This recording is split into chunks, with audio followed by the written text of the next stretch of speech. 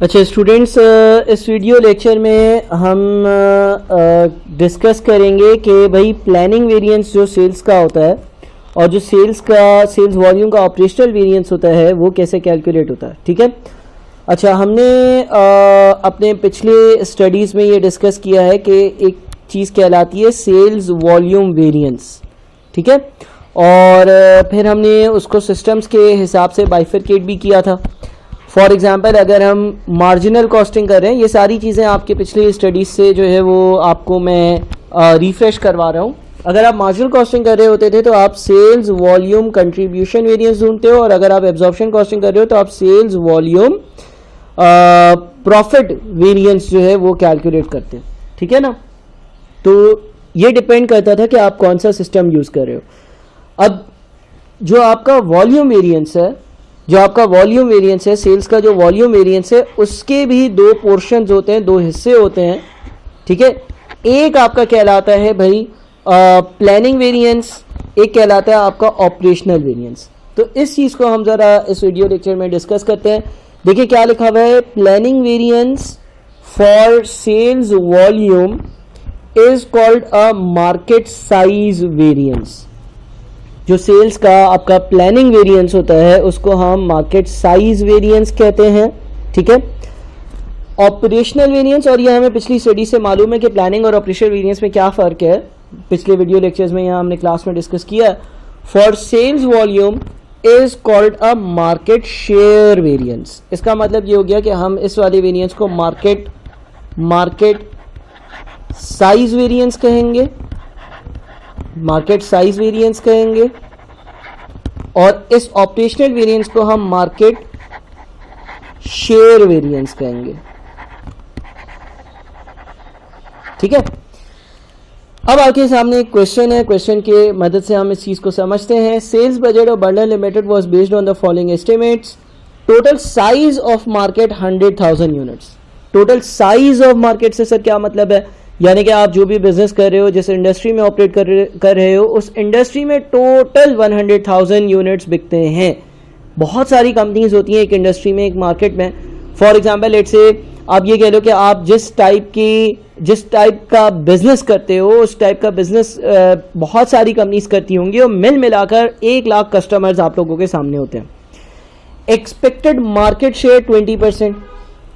इसका मतलब ये है कि भाई 1 लाख का 20% यानी कि 20,000, यानी कि अगर पूरी मार्केट में 1 लाख चीज़ें बिकती हैं तो 20,000 मैं बेचता हूँ। ये मेरा मार्केट शेयर है। मार्केट में टोटल जितनी चीज़ें बिकती हैं उसमें से 20,000 चीज़ें मेरी तरफ से बिकती हैं। 1 लाख अगर कस्टमर्स हैं तो 20,000 कस्टमर्स मुझसे चीज़ें लेते हैं, बाकी 80,000 दूसरी दुकानों से या दूसरी जगहों से चीज़ें खरीदते हैं।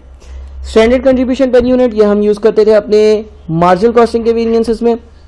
At year end, it was estimated that actual market size during the year was 150,000 units. Year and पर आपको ये पता चला कि जो मार्केट का साइज है वो 1 लाख नहीं है बल्कि वो 1.5 लाख है। ठीक है। Actual sales for the year were 38,000 units. Actually आपने कितने यूनिट्स बेचे? 38,000 यूनिट्स बेचे। Compute the total sales volume variance, market size variance and market share variance. अच्छा, हमने जब अपने वेरिएंसेस पढ़े थे तो सेल्स वॉल्यूम वेरिएंस में हम क्या करते थे? सेल्स वॉल्यूम वेरिएंस में हम देखते थे कि मार्जिनल, अगर फॉर एग्जांपल मार्जिनल कॉस्टिंग है तो स्टैंडर्ड कंट्रीब्यूशन बाहर लिख देते थे, और ब्रैकेट में जो है ना वो हमारे पास actual units minus budgeted units, ऐसा होता था। मेन काम क्या होता था, हम ये देखते थे यार हमने कितने यूनिट्स बेचे और सोचा क्या था कि कितने यूनिट्स बेचेंगे, इन दोनों का डिफरेंस लेते थे और उसको स्टैंडर्ड कंट्रीब्यूशन से मल्टीप्लाई कर और ये चेक कर लेते थे कि भाई हमें फ़ायदा हुआ या नुकसान, यूनिट ज़्यादा बेचे एज़ पर बजट से कंपैरिजन में यूनिट्स कम बेचे या ज़्यादा बेचे। ठीक है। तो इसी तरह का कुछ चीज़ें यहाँ पर हैं। अब अगर टोटल सेल्स वॉल्यूम वेरिएंस की बात करते हैं अगर हम टोटल सेल्स वॉल्यूम वेरिएंस की बात करते हैं तो आपने बाहर लिख दी स्टैंडर्ड कंट्रीब्यूशन। ठीक है। ये तो आती ही है हमेशा से, चाहे वो मार्केट साइज वेरिएंस हो चाहे वो मार्केट शेयर वेरिएंस हो, स्टैंडर्ड कंट्रीब्यूशन बाहर आ गई। ठीक है। अच्छा, पहले केस में क्या किया? एक्चुअल सेल्स यूनिट्स, यानी कि आपने जो यूनिट्स बेचे 38,000, आपने 38,000 यूनिट्स बेचे, और original budgeted sales units, originally कितने यूनिट्स आपने सोचा था कि आप बेचोगे?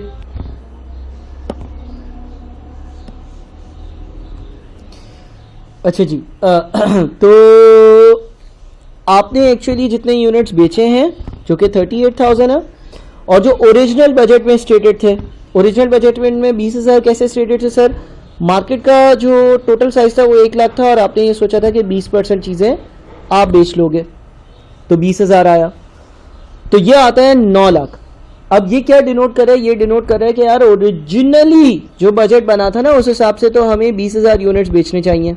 हमने ये सोचा हुआ था कि 20,000 यूनिट्स हम बेच पाएंगे, ये एक्सपेक्टेड था, लेकिन अगर हम 38,000 यूनिट्स बेच पाए हैं तो इसका मतलब तो ये हो गया ना कि हमारी परफॉर्मेंस 18,000 यूनिट्स अच्छी है, और मल्टीप्लाइड बाय 50 से 9 लाख का फेवरेबल वेरिएंस आता। अब आप जब एक्चुअली ज़्यादा यूनिट्स बेचते हो एज कंपेयर टू जो आपने सोचा था, तो उसकी 2 रीजंस होती हैं। एक तो आपकी अपनी परफॉर्मेंस अच्छी थी, ठीक है ना। दूसरा, मार्केट इंक्रीज हो गई। मार्केट इंक्रीज हो गई से क्या मतलब है सर? आपकी परफॉर्मेंस अच्छी नहीं थी, पहले 1 लाख ग्राहक था, ग्राहक ही 1.5 लाख हो गया, तो हर कंपनी को ज्यादा मिलेगा, ठीक है। लोग ही ज्यादा हो गए, कस्टमर्स ओवरऑल ज्यादा हो गए, हर कंपनी को ज्यादा मिलेंगे, ठीक है। फॉर एग्जाम्पल लेट्स से कि कोई फॉर एग्जाम्पल आप जो है ना वो मास्क बेचते हो, ठीक है। अब आपकी एक कंपनी है, इसी तरह से बहुत सारी कंपनीज हैं, टोटल एक साल में जो है ना वो एक सिटी है कराची, उसमें जो है वो 1 लाख मास्क बिकते हैं। 20% मास्क आप बेचते थे, 20,000 आप बेचते थे, आपने इस साल 38,000 मास्क बेच लिए। रीजन नंबर 1 ये हो सकता है कि आपके ऑपरेशंस अच्छे हो गए, आपने अच्छी मार्केटिंग करी, आपने अच्छे कॉन्ट्रैक्ट्स साइन कर लिए, आपका जो ये मैनेजर था जो सेल्स के वॉल्यूम को डील करता था वो बहुत ही कोई कॉम्पिटेंट बंदा है। रीजन नंबर 2, मार्केट ही इंक्रीज हो गई है, कोई वायरस आ गया है, कोरोना वायरस आ गया, और उसकी वजह से जो है वो अब 1 लाख नहीं बल्कि बिकेंगे ही 3-4 लाख मास्क, 10 लाख मास्क बिकेंगे, 20 लाख मास्क बिकेंगे। तो जब 20 लाख मास्क बिकेंगे, आप तो 20,000 मास्क तब बेच रहे थे ना जब पूरे साल में पूरे शहर में 1 लाख मास्क बिकते थे।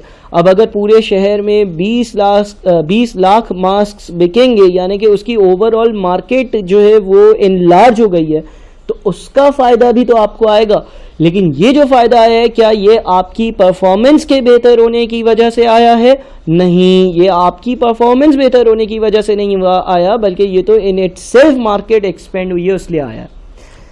तो इसीलिए हम 2 वेरिएंसेस कैलकुलेट करते हैं। एक कहलाता है हमारा मार्केट साइज वेरिएंस। ये मार्केट साइज वेरिएंस वही वाली बात है कि भाई आप मास्क बेचते थे, अब आ गया कोरोना वायरस, तो यार हर कंपनी को जो फायदा हुआ, मतलब इसमें कोई आपका कमाल है नहीं, तभी ये प्लानिंग वेरिएंस है। इसमें आपका एज अ मैनेजर कोई कमाल नहीं है, आप तो पहले भी वही एफर्ट्स कर रहे थे जो आज कर रहे हो। ये जो मार्केट साइज वेरिएंस में हम वेरिएंस देखते हैं वो इसलिए आ जाता है कि यार कोई ऐसा फैक्टर आ गया जिसकी वजह से ओवरऑल मार्केट ही इंक्रीज हो गई, ठीक है। तो इसके लिए आपने क्या करना है, स्टैंडर्ड कंट्रीब्यूशन पर यूनिट लिखा, ब्रैकेट में आ गया revised budgeted sales units minus original budgeted sales units, 30,000 minus 20,000 यानी कि 5 लाख। ये 5 लाख का जो फेवरेबल वेरिएंस आया है इसमें आपका कोई कारनामा नहीं है, ये इसलिए 5 लाख आया है बिकॉज मार्केट ही इंक्रीज हो गई है। जिस तरह से यहाँ पे लिखा हुआ था total size of market 1 lakh, और फिर लिखा हुआ था at year end it was estimated that actual market size during the year was 150,000। Corona virus आने की वजह से या किसी भी वजह से वो मार्केट ही एक्सपेंड हो गई। तो आप पहले 1 लाख का 20% बेचते थे, अब आप कह लो कि आप 1.5 लाख का 20% बेच पाओगे। तो ये जो चेंज आया है जो मार्केट साइज की वजह से आया है वो मैनेजर के अच्छे परफॉर्मेंस की वजह से नहीं बल्कि मार्केट के एक्सपेंड होने की वजह से आया है, और ये प्लानिंग है। हाँ, मैनेजर के अच्छे होने की वजह से क्या फ़ायदा हुआ है वो आएगा हमारा मार्केट शेयर वेरिएंस में, और उसमें हम क्या करते हैं, हम स्टैंडर्ड कंट्रीब्यूशन पर यूनिट लिखते हैं और ब्रैकेट में आता है एक्चुअल सेल्स यूनिट्स, आपने 38,000 यूनिट्स बेचे, ठीक है, माइनस रिवाइज बजटेड यूनिट्स, यानी कि यार ये कोरोना वायरस का अगर इम्पैक्ट भी ले लिया जाता और ये ज़्यादा मास्क बिकेंगे, ये इम्पैक्ट भी ले लिया जाता तो कंपनी एक्सपेक्ट करी थी कि तुम 30,000 यूनिट्स बेच पाओगे, लेकिन तुम तो अच्छे मार्केटिंग के बंदे लिख ले, तुमने फिर भी 38,000 यूनिट्स बेचे। हमारी रिवाइज एक्सपेक्टेशन के हिसाब से 30,000 बिकने चाहिए, उससे भी तुम बेहतर परफॉर्म कर रहे हो 8,000 यूनिट्स, तो इसका क्रेडिट किसको जाएगा, इसका क्रेडिट मैनेजर को जाएगा। ठीक है भाई, आराम से इस वीडियो को देखें, सारी चीज़ें कॉपी करें और फिर हम इसके पास्ट पेपर्स को भी डिस्कस करते हैं। बहुत शुक्रिया।